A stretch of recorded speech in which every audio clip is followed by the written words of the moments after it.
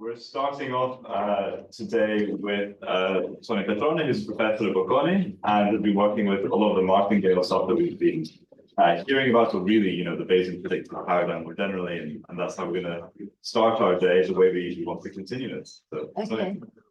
Thank you very much. Thank you for having invited me to this workshop. It's exciting, really. So I'm really happy to be here. So this is work with my friend and colleague at Bocconi, Sandra Fortini. So it's based on some work we have done together. So talking about Bayesian predictive inference, notice that I didn't say post-Bayesian because I was feeling embarrassed. But so we had a beautiful, really beautiful webinar by Edwin Fong last week. He was opening the chapter on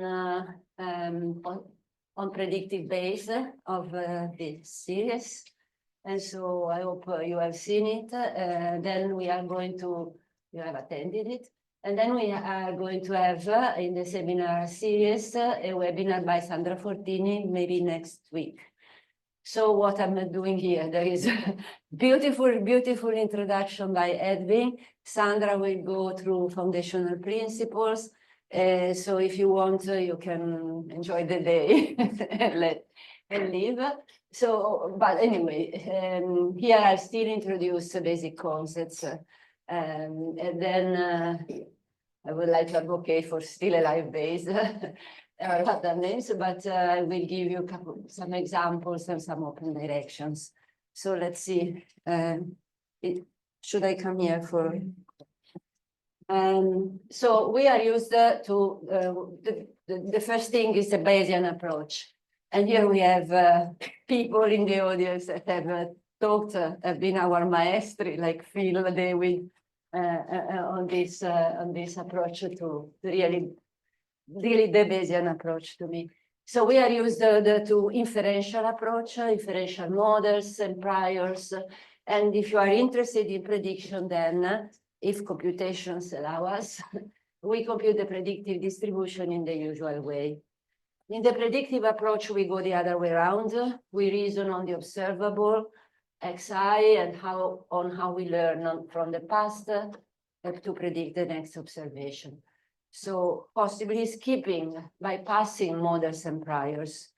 By the way, this approach also encourages us to elicit some tractable predictive rule. And so maybe interesting also for computations.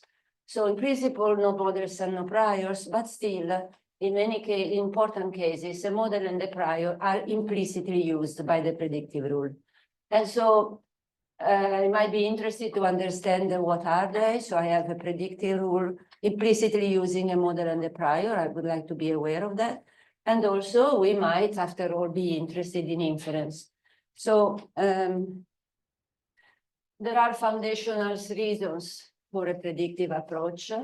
And then it might give us a post-Bayesian flavor in allowing us more freedom in building Bayesian procedures that are computationally tractable or more tractable.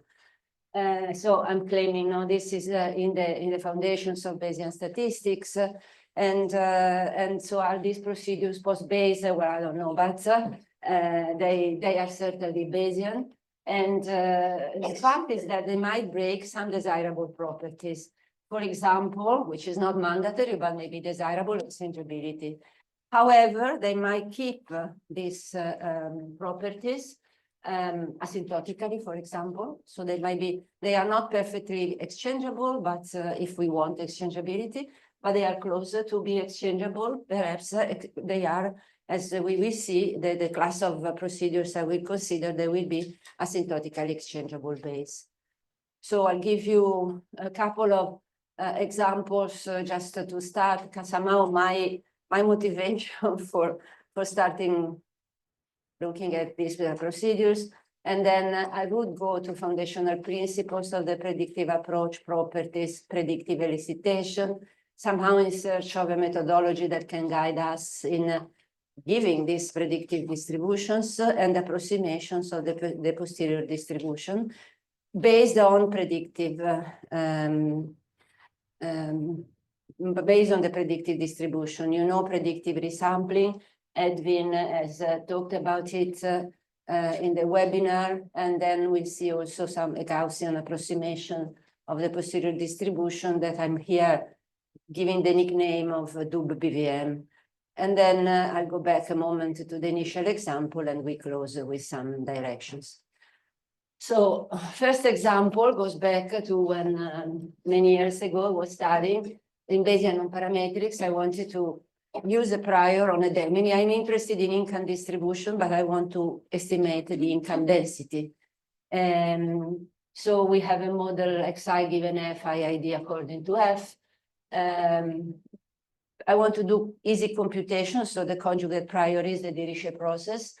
But if f has a distribution that is as a law that is a Dirichlet process, then it's discrete almost surely.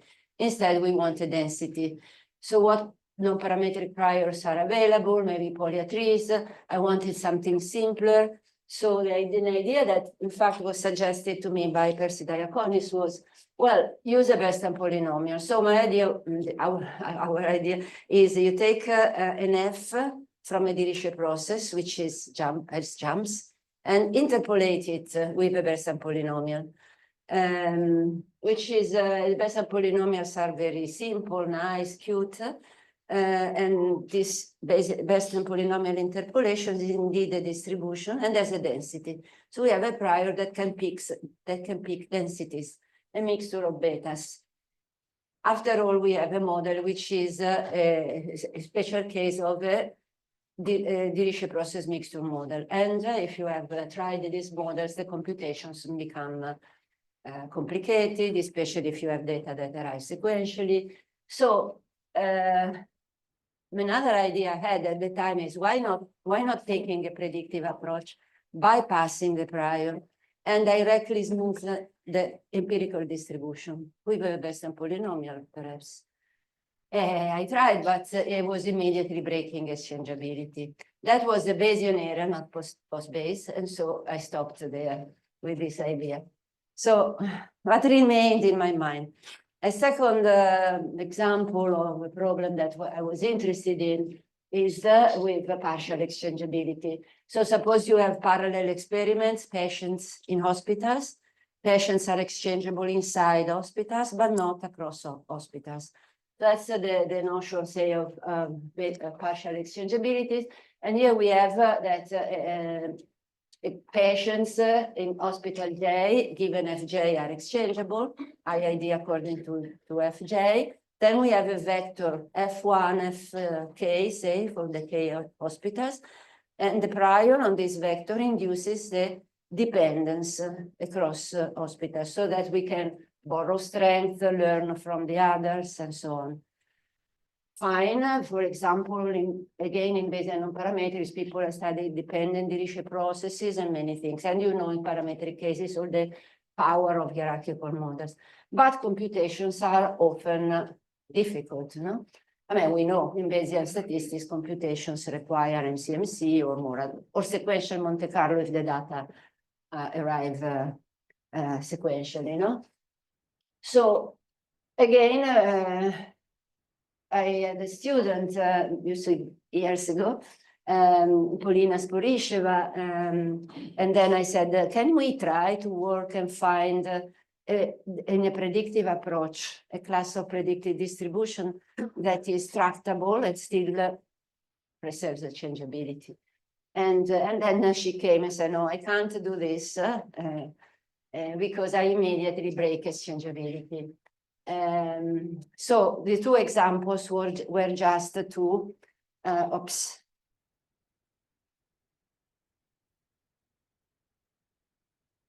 to say, as you are aware, that it's not easy, maybe it's even impossible. For example, in hierarchical models like this, we usually condition to a latent variable, then things may become easy, even computationally, but then we have to integrate the latent variable out.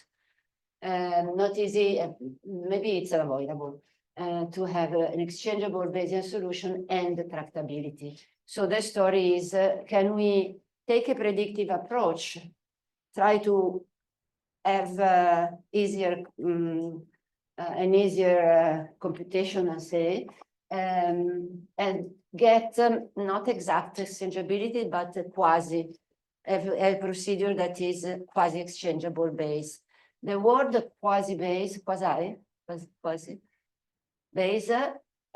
was used by Adrian Smith and Markov in a paper back in 1978, when he was saying base is beautiful, but if we cannot do computations, we are stuck.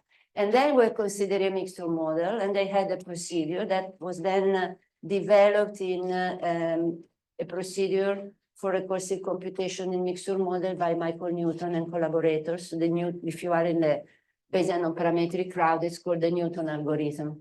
And he was he was giving a rule that is quasi-base, called it quasi-base. And it's in names, it's quasi-exchangeable. So I said there are foundational reasons for a predictive approach. And here is kind of in a slide what I think are the principles. First, we have to think, and as I think you know, so if I'm saying things that you know too well, say me, go ahead. Am I making sense? Fine. Okay, so as you know, Bayesian Statistics has decision theoretical foundation. So in Cambridge in the 1920s, there were like Ramsey, figures like Ramsey, a mathematical logician interested in founding a theory for guiding agents that have to take decisions under risk, under incomplete information. So this is to make your mind think that we are not thinking of replicates of an experiments and frequencies, but acting under uncertainty. And then in this framework, in this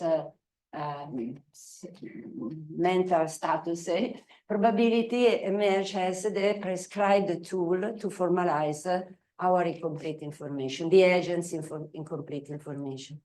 So it's a normative theory, not that the agents are rational, but if you want to be not contradictory, not coherent, then you can, that's the prescribed way to go. And should be assigned, so Bruno De Finetti, as you know, the father of modern Bayesian statistics, and modern, not post, says should be assigned on observable facts. And of course, models are often useful and do express many times valuable information, but they are in principle thought as a ring of a chain. Observable data, I can use models and priors, but then I go back. It's just a tool for assigning a probability to the next observation. So now I'll go back to this idea, inferential versus predictive modeling. Because in the principle is that probabilities should be assigned on observable facts, then the modeling aim is to model or elicit the joint distribution of x1, xn. Make sense? Okay, then inferential modeling is, like I'm calling inferential modeling.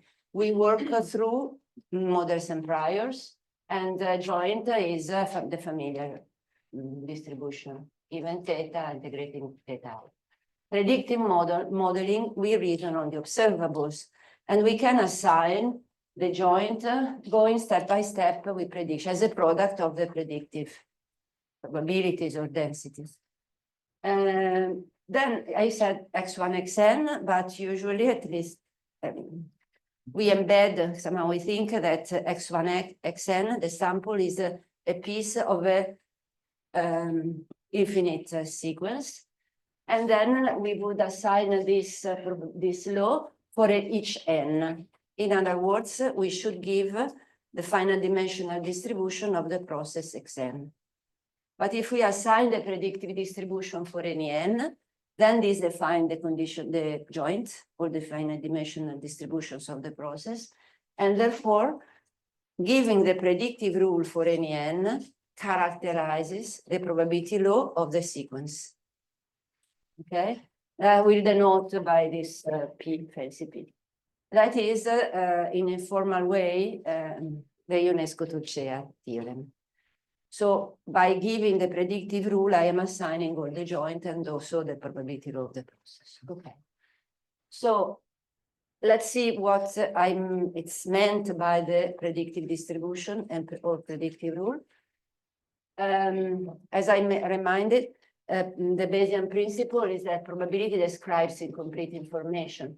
Then the evolution of information, learning, is expressed through conditional probabilities. That's another well-known principle and very important. So learning on the future given the past is formalized through the conditional distribution, the predictive distribution. That is thus meant as a learning rule. Predictive distribution is saying how I learn on the, it's not the physical mechanism that generates the data. It's my learning rule. Okay, so any predictive rule that expresses such a learning is a Bayesian predictive rule. I'm free to express the predictive rule that I believe is a honest formalization of the way I want to learn from the data. But should be convincingly reasonable also for others. So let me say, here are some really basic desiderata that we want to ask to the predictive rule. I will denote by PN that condition. Consider random sampling. Why? Because it's a basic setting. And then it is not mandatory, but it's natural to say, to judge that the labels do not carry information. In other words, that the sequence is exchangeable. It would be weird if our predictions depend on the order of the data. It's not a time series, it's random sampling. So it's not mandatory, but it's really very natural. Weird if it is not valid. And then, of course, we want to check prediction with facts. And the minimum requirement for that is that if our prediction goes this way and the empirical goes that way, it's not good. We want our prediction to agree with what we observe. And so this could be formalized in the sense that the distance between the predictive and the empirical should go to 0. Okay. And another, not mandatory at all, but maybe interesting is there any link with inference? So does the predictive implicitly use the model and the prior? If so, this would be also a predictive justification to the model and prior, and then allow us to be back in the setting of inference that sometimes is really of interest, is interesting, no? So if we have exchangeability, those requirements are satisfied. Well, exchangeability, we assign the predictive rule. How should the predictive rule be? So that the probability law it characterizes is exchangeable. And here is a natural result. We consider the prediction of the next given the past, the prediction of a k future observation given the past. And then the joint must be exchangeable, but the predictive is a joint divided by a marginal. So you can understand that the predictive distribution will characterize an exchangeable sequence if and only if these predictions are invariant with respect to permutation on the past and also with respect to permutation on the future. Then check with facts. This is granted under exchangeability. The predictive distribution and the empirical distribution converge to the same limit that I will denote with a tilde f to remind that this limit is random. When you see a tilde, I want to underline that it's random. So for a Bayesian statistician, it's justified to take a predictive approximately equal to the empirical if n is large. And I was thinking maybe this is also a basis for the predictive Bayesian bootstrap that Edwin was Edwin and others have been Edwin, Holmes, Edwin Fong, Holmes, Wolfer have developed in their paper on discussion paper on the royals.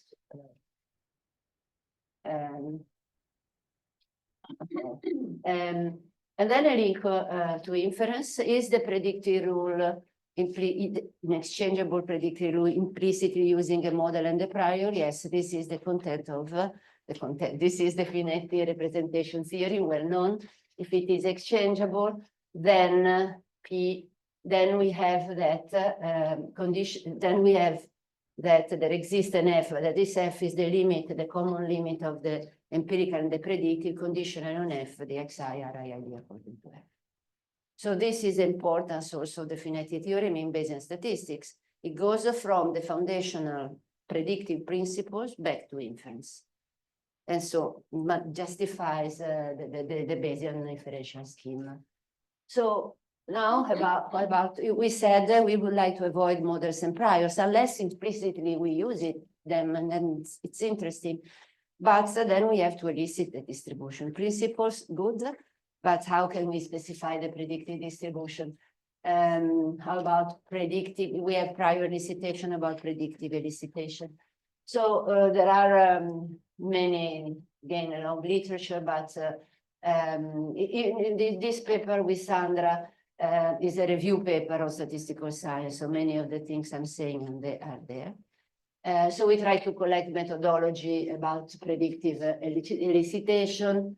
And one natural idea is to use to think that the predictive distribution only depends on a function of the data. So it's an idea of sufficiency, a statistic that is sufficient for prediction. And the Sandra and Fortini, Ladelli, and Regazzini, they have a theorem that says if there is a sufficient statistic, then there exists a parametric model. It's an existing theorem more than a really constructive theory, but explains. I think it's quite beautiful because it says, the parameter is the limit of a sufficient predictive sufficient statistic. I'm going to go back to this also quickly, and there are other methodologies like sufficientness, stochastic processes with reinforcement, and so on. So long tradition and powerful constructions, but as I kind of anticipated in the little introductory examples, it's difficult in many cases to have a predictive construction that gives exchangeability or partial exchangeability and that is tractable. So we might try to relax the assumption of exchangeability, not because we don't want it, but because we look for an approximation that is quasi-exchangeable, asymptotically exchangeable, so it's exchangeable for and large, but it's more computationally more tractable. And so if we consider this important result is a useful result. It's a simple result to prove, but it's very important for our aims is that if we specify a predicted distribution, PN, predictive rule, that converge to a random probability measure, an F, a random distribution F, it has to be a measure. And that this implies that the Xn are asymptotically exchangeable. Informally, this means that for n large, they are IID given F according to F. So, so if Pn converges to F, then asymptotically the predictive rule is implicitly using a model and a prior. The model is the limit of the predictive. And this limit of the predictive is random. The predictive depends on the data. Its limit depends on the data. So depends on the probability of the data. We'll have a distribution. That distribution is the prior. So we have an implicit model and the prior, an implicit prior. So what is a sufficient condition for predictive convergence is that the sequence of the predictive rule is a measured value martingale. Or equivalently, that the sequence of the sequence Xn satisfies that conditionally on the past, the future observations are identically distributed. That is called, is a notion introduced by Berti, Pratelli, and Rigo, and it's named conditionally identically distributed sequences, CID. This is a sufficient condition, and it's an interesting condition that because a result by Kallenberg says that a sequence is exchangeable if and only if it is stationary and CID. So you see, we are removing the condition of stationarity, but we are going to find that condition of stationarity asymptotically because the predicted converge. So the beginning, well, by the way, if they are CID, they are also identically distributed. So if we start here, if we have a prior guess, and that says the range of the X is here, with time, we wouldn't want to move too far because they are not stationary. This process is not stationary. There is time, but it's a very particular temporal process because the data are identically distributed and then asymptotically stationary. So asymptotic, we have the CID condition plus stationarity, we have exchangeability. So far, first part, we see that we are perfectly in line. We are following the principle, the foundational principles that we should, of Bayesian statistics, we should give probability on observable facts. Then our effort is to specify the predictive rule. And then if the predictive rule converges to F, and if specifically if it is a martingale, then we have this desiderata. That the sequence, well, the first was, we are in random sampling. We said it would be weird if our predictions depend on the order of the observations. Asymptotically, they won't, say, very roughly speaking. So we have asymptotical exchangeability. We should check with us the property that the predictive and empirical converge to the same limit is a consequence of the martingale property. And then we have a link of inference because as we have seen, we have an implicit model and prior. If the predictive rule converge and it is not a martingale, yes, last night talking with Bissiri, says, well, Pietro Rigo proves this, that still, and it's also in a paper of his with Steve Walker on the electronic journal this year, the electronic journal of statistics. It is also true if the predicted distribution converge, even if it is not a martingale. So this is true if it is a martingale, but also more generally. However, model and prior, we have a model and prior, but they are only implicitly used. So that's why, the title of the talk is Bayesian predictive inference, because I'm going to talk about this kind of problems where the predictive rule implicitly uses a model and prior. So we have Bayesian predictive inference. It's the name. I don't think I invented it, but I think that it's a sort of name that is being used. So the model, we can find it because after all, it's something analytic. We have the predicted, compute the limit. Doable. Many cases is doable. But the prior is difficult to find it explicitly. And so remains implicit also, the posterior the distribution remains implicit, the posterior distribution of F, or remains implicit, also the distribution of functionals of F. But we can sample from the prior and the posterior, also we don't know them, we can sample from them, and we can prove asymptotic approximation of the posterior distribution. So we can approximate them both by sampling or with analytic results, asymptotic analytic results. So now predictive resampling, and that I also call predictive Monte Carlo, has been explained by Edwin. So maybe you are familiar. So all the story so far was to get here. But so, we are interested in sampling from the prior because the prior is implicit. We are interested in sampling from the posterior. The algorithm basically is the same. So because the prior is the distribution of the limit of the empirical, say, or of the predictive, well, in principle, if we could generate omega, it's random. Omega is a sample path, x1, x2. Then we would have, and we compute the empirical, the limit of the empirical, that limit of the empirical for that. See, I have x1, xn, that's my little omega. And then it gives me a limit of the empirical. That limit of the empirical, that in principle I could compute, is a sample from the prior. So I have the predictive rule and I can generate the omega. I can impute, I can start with x1, x2 given x1 and generate the path. And so, of course, not in infinite path, I truncate to a large n. And then we compute the predictive, the limit of the predictive or the limit of the empirical. They have the same limit. That is a Monte Carlo sample from the prior. And then I repeat, and I have a Monte Carlo sample from the prior. Approximate because I truncate.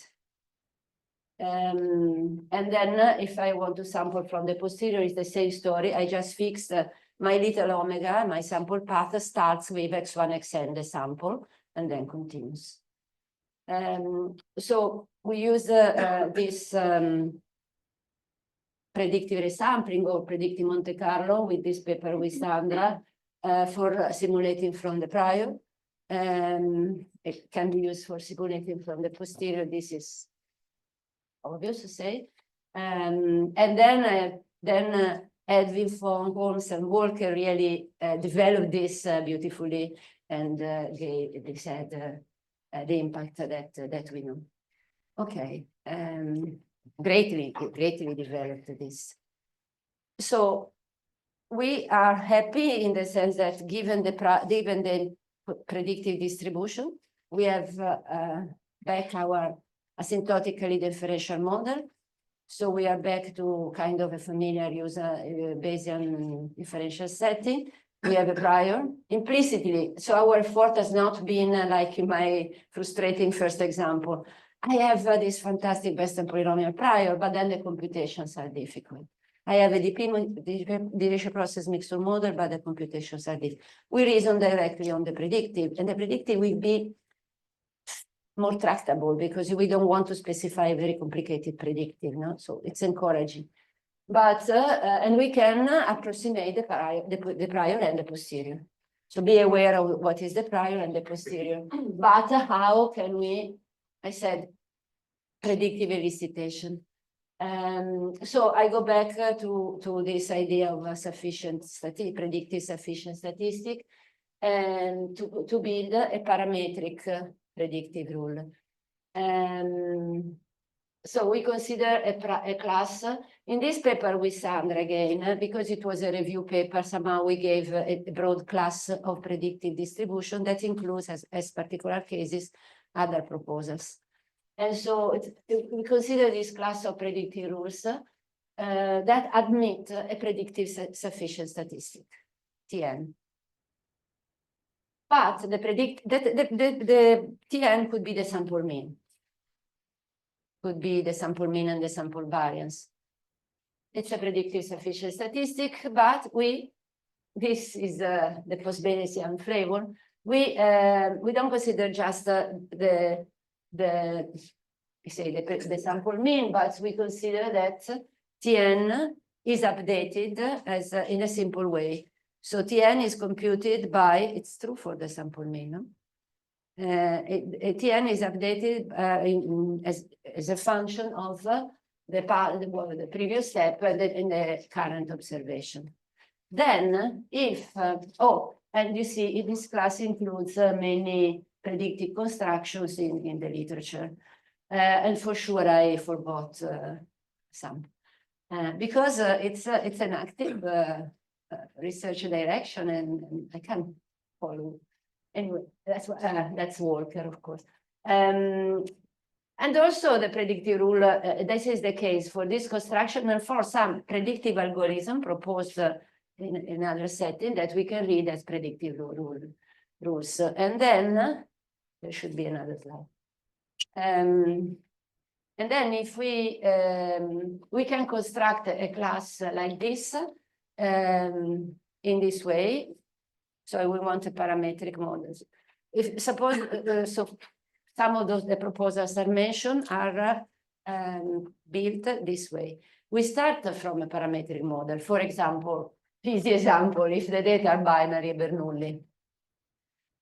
Or it's a parametric model indexed by theta, but theta could also be infinite dimensional itself. For example, a mixture model. A mixture model is a mixture. Okay, there is the parameter. It's a model indexed by a parameter. This parameter is the mixing distribution. It's infinite dimension, semi-parametric. It's infinite dimensional, but it's still a parameter. And then this approach is assign the predictive rule. You give a P0, and then we give a predictive distribution that has a sufficient statistic. But you see the P, before the P was changing with N. Let me go back a moment. This is, no, sorry, that's the other example. Here you see the predictive distribution has a sufficient statistics, but it's a Pn. So if I want to study the limit, there is this Pn to handle. It's not just the limit of the sufficient statistic. But if we are inspired by the parametric model, I mean, Bernoulli, it's more than an inspiration. So then we say the predictive distribution has a sufficient statistics, but the form of P is given. It's the form suggested, it's a Bernoulli. It's a mixture. The form. So when I go to the limit, that P doesn't bother because it's fixed.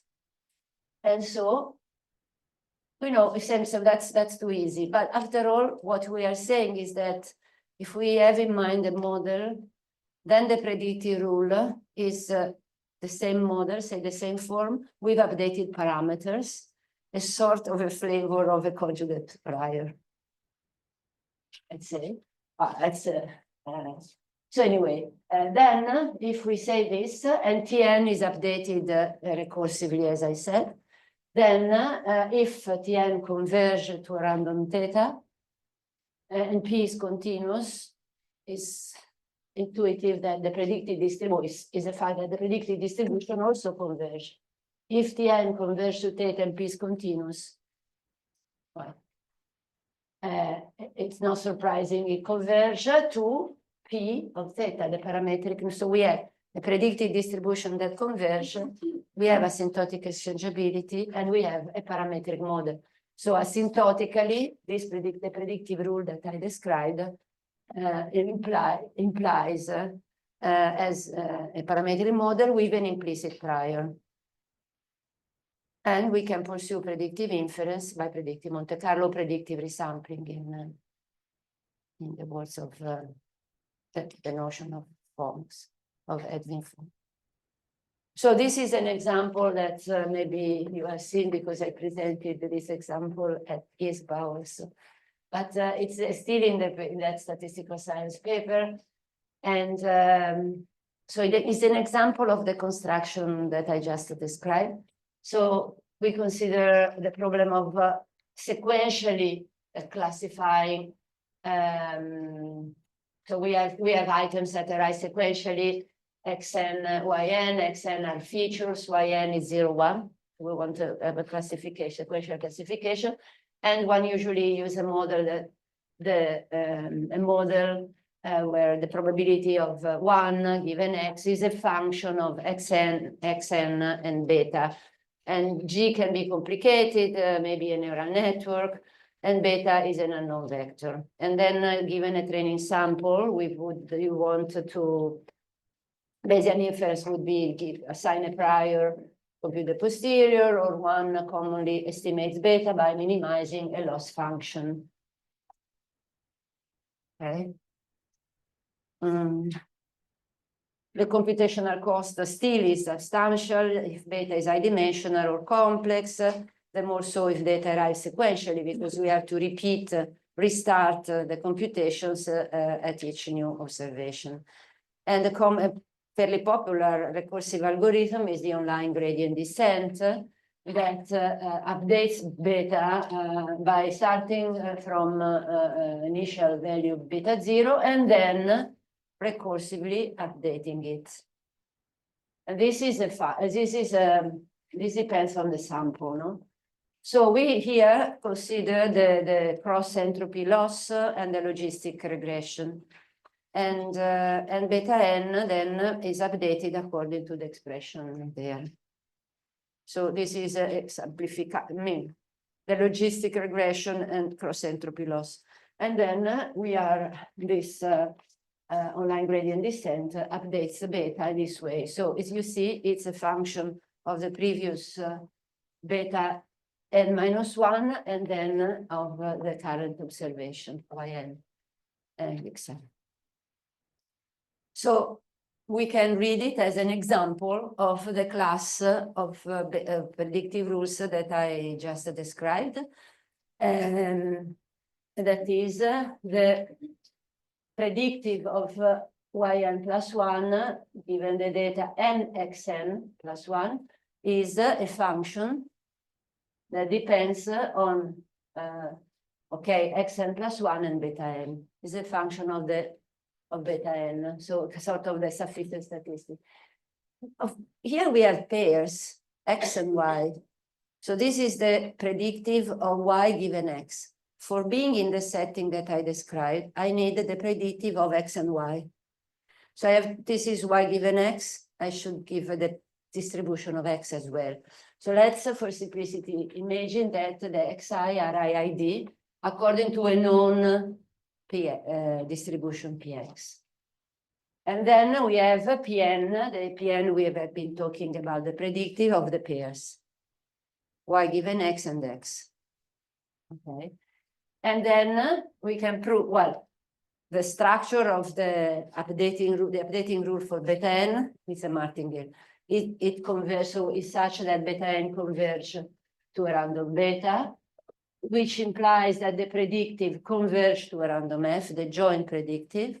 And this joint predictive, this joint f is such that yn given xn and beta are independent Bernoulli beta model that we want. And moreover, we can show that beta n is indeed the Bayesian estimate with respect to quadratic loss when we use, do I have 5 minutes? So we have that construction of a predictive that gives us a Bayesian inferential setting, and the estimate beta n computed with online gradient descent is really the posterior expectation with respect of the implicit prior or posterior. So we say, well, that is all implicit, and so we can approximate the posterior of beta through predictive resampling or predictive Monte Carlo. But then to simulate a future observation, we need both x and y. We have y given x, but x, I said, iid px, because I have to simulate sample path of pairs. So I need to predict x and y. Y given x, we have seen. But x, I said, suppose they are iid with a known marginal distribution, which is not known. So if I want to apply predictive resampling here, I can't. And so this make it particularly interesting to provide asymptotic approximation of the implicit posterior. And for this problem, we can prove that it's always with Sandra Fortini, prove that under regularity conditions, the posterior distribution of beta is normal centered at the estimate we are using. It's expectation with a variance that has this expression. So it does not depend on the marginal of x, and so we can use and we are happy, and we can provide asymptotic credible intervals. So we have given uncertainty quantification Bayesian, the full Bayesian uncertainty quantification to a predictive algorithm. The trick is we interpret the predictive algorithm as a Bayesian learning rule. In slide 2, I said it's not the true mechanism. The predictive is not the true mechanism generating the data, is a formalization of the way we learn. It's a learning rule. And so we have a predictive algorithm like gradient descent. We embed it in this approach. And then we are able to give the full Bayesian uncertainty quantification for n large. Okay. So this is not so technical, but we say in this example, the result of the Gaussian approximation in the example exploits the martingale property of the updating rule of the sufficient statistic. in that case, beta n. So, but it's a martingale convergence. So indeed, if Pn is a martingale, now I go back. So in this case, the predictive rule is not a martingale. It is the sufficient statistic that is a martingale. Still, we can exploit a continuity. But now let's go back. Let's say more generally, perhaps a non-parametric story. Suppose that Pn is a martingale that converges to F. And then we can give an asymptotic Gaussian approximation to the posterior distribution. Now I'm interested in inference on F, the income distribution. F of t, the proportion of individual t's threshold, poverty threshold. I want to estimate F of t. And I use a martingale predictive to build my implicit prior. Then I can approximate the posterior distribution of F of t. In fact, I can also approximate the posterior distribution of F on a grid. K poverty thresholds. And anyway, that's the theorem, but that's the kind of Gaussian approximation. It says that the posterior distribution, conditionally on x1, xn, posterior distribution converges to a normal with an asymptotic variance. Here is not written what it is. That depends on how the predictive rule learns from the data. These predictive updates, I don't know if you want to follow this. The predictive updates are, it's a martingale. Results, central limit theorem for martingales depend on the delta of the martingale. And here our martingale is the predictive. So we have delta predictive. It's the difference between Pn of t, Pn minus. So the change of the predictive, we are at time n minus 1. We have a predictive, Pn minus 1. A new observation arrives, the predictive reacts. And so we have a delta. Asymptotically, this delta, for increasing sample size, this delta predictive, we go to 0 because we learn the F, because the predictive is convergent. But how do they go to 0? So you have to take the square of the predictive updates, otherwise it goes to 0. And then if I want a multivariate version, you consider that expression, and that expression is the asymptotic variance.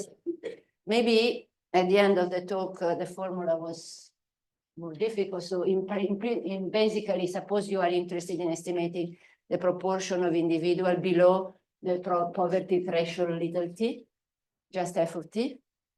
And then we can say for n, remember we don't have a prior. We didn't assign a mixture of dp priors on F on the density. It's just the predictive. I didn't assign it explicitly here. So imagine that we have a predictive that is a martingale, and then it could be, well, anyway. And then it's a normal, it's centered on the predictive distribution because the predictive distribution is the expectation of F of t given the data with the martingale property. And then there is an asymptotic variance that depends on the predictive updates. So little comment is, well, that's centered on Pn. Well, we have Doob theorem. Doob theorem says expectation converges to F of t. The variance converges to 0. So the posterior distribution concentrates around the limit F tilde. We are saying, giving an expression of the asymptotic variance in terms of how the predictive learns from the data, the predictive updates. And we are saying that the distribution is Gaussian. So we dare to say it's a refinement of Doob theorem because we are kind of proud of it, but not only. It's because everybody said, oh, that's a BVM theorem, that's a best and for Mises theorem. No, because I don't know if I can go back a moment. Because if you see this result holds for P almost all. So under the law of the sequence that is characterized by the predictive. Suppose that the predictive characterize an exchangeable sequence. It would be true under the exchangeable law, not under the IID theta F0 law. So it's the same spirit. It's a probability one result. The Bayesian is sure that, but not only, it's just the approximation. I want to do computations. I want to approximate the posterior. I can do this with predictive Monte Carlo. I can do this giving, that's a posterior. It's just approximating the posterior. It's not exploring frequentist properties. It's a computational approximation of the posterior. Still, if the Bayesian-Mises theorem holds, which we don't know if it is a martingale, and here is a martingale, not Bayesian-Mises may hold for exchangeable, but we don't know for martingales. But if it holds, suppose we are back in the martingale, the predictive is a martingale, is symmetric, is exchangeable. Then if Bayesian-Mises holds, it has an asymptotic variance. Here we have an asymptotic variance. The two should be the same. In other words, the asymptotic variance computing by considering how the predictive learns from the data, and the asymptotic variance of the Bayesian-Mises theorem, the variance of the most efficient estimator under IID observations, they should be the same. So this suggests another problem. So for some ongoing work with Sandra Fortini is to explore this, so to explore frequentist properties, but explain like consistency in terms of, also efficiency, say, not in terms of Fisher information, but in terms of the predictive efficiently learns from the data. So we become aware of a recent work by Fong and Yu that is not exactly describing like this, but it has a class of this parametric predictive distribution that I described generically, where the update of the sufficient statistic is takes into say normalized with Fisher information. So he has results where, and we had also this kind of results, but we are not as good, as fast, as fantastic. It's an archive. It's a very interesting paper. And then anyway, this is so if I conclude with going back not to both the introductory example, but only the second one on partial exchangeability, just to say that advertise a bit. But so you know, for stationary sequence, we have a notion of predictive martingales, which is equivalent to the CID condition. And I reminded you that for stationary sequences, CID is equivalent to exchangeability. But what about partial exchangeability, patients in different hospitals? So with Paulina was this PhD student I mentioned in the slide 3. Paulina said, no, we can be done. Her thesis was a bit, but then Paulina unfortunately left academia. So Sandra and I at least wrote a paper that where we deal with this, no? So we have a CID for station. What is this condition? It is equivalent to exchangeability for stationary sequences. So we give a notion of partially CID sequences, family of sequences, which is a condition that is equivalent to partial exchangeability for stationary sequences. So another direction is to see, you know, for this predictive inference, the first step was to consider martingales and CID. So we are working a bit in this direction to partial exchangeability as a basic setting, consider this partially CID property. Okay, so last slide, a slide of thank you again. I find that this is an exciting research direction. I tried to bore you with, I hope it was not too boring to be reminded of underlying principle and so. I'm interested now, particularly with Sandra, on this fact. So we are free to specify our learning rule, but it should be convincing for the others. So it should have some properties. It could be frequentist properties. Do I have BVM or do I have do BVM? I say do BVM quoted in the sense that are results, that real approximation that hold under my law. Anyway, but the problem of evaluating forecasters is not new. And okay, we can go to frequentist properties, that's technique, but we could learn from our maestri. I didn't write this for you, Phil, it's just, but since you're here. So what this is very frequential, no? This is very reasoning, one observation after the other, like Phil Day with this, no? This frequential approach, frequential procedures. And then there are notions of calibration. So are these post-Bayes predictive rules or really deeply Bayesian? That's really from the foundation.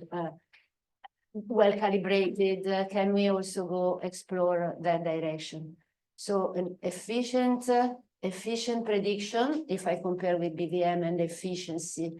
So inferential efficiency, but under predictive conditions, or really keeping being fully Bayesian, deeply Bayesian, still alive Bayesian, and go to important principles like those for frequential approach, for calibration. And I don't have, we have with Sandra some results, but too early to present them here, and maybe next second post-Bayesian workshop. So thank you very much for inviting me and for attending. Thank you.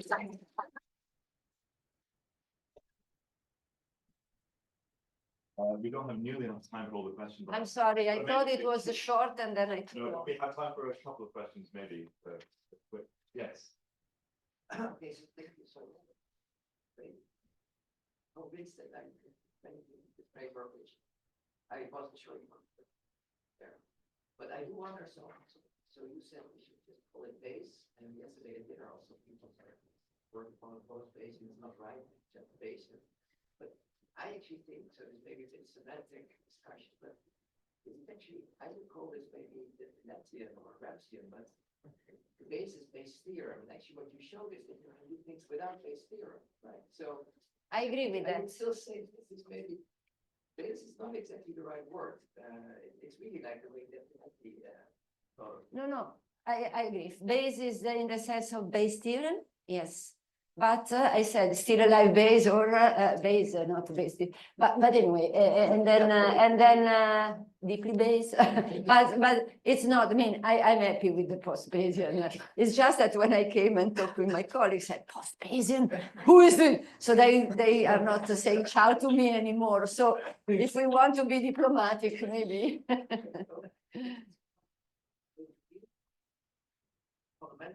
Sense this aside, maybe for example. That underlying there is an assumption of just one distribution for infinite sequences. We don't know what it is, it may be fully subjective, but there's just one, whereas in Here there are many approaches like there are many who will take some kind of worst case. But that would be then the kind of the final divide between this and do you agree or do you think? So you are saying that I should have in the limit just one, the true. Well, you seem to implicitly assume that your sequence is covered by one distribution. No, I mean, I'm saying that if I look at the limit of the empirical, I get to an F, but that F is rounded. That means depending on the sample path, I don't know if I'm answering, I understood it. I have a sample path, little omega. I mean, it's probably, I have a little omega, which is a sample path, X1, X2, and that sample path might design a distribution. I take another sample path in the limits. Well, that I understand, but it's like we talked in this final group by talked about almost surely on all sequences, right? So that- On P, almost all sequence, Yeah, but you know, that- because we still have for exchangeable, it's a mixture of ID. So some of those omega would be IID according to an F0. So the space omega, no, I've taken too long. The space omega will be somehow partition. It's a mixture ID of some omega for which the limit is F0. Or theta is 0, say the Bernoulli. The limit for this omega almost surely for almost all of this omega, that's a big omega. I have a piece because it's a mixture of ID. So this part, the sample mean, the frequency converge to a limit 0.3 for almost all of them. But then I have others. So I don't know, maybe. Yes. So anyway, what we talk? Yeah, sorry, hold it. We have the coffee break, so. Yes. There is a coffee break. Thanks. Then plenty of time, please. Again, thank you so much, Sonia. Thank you.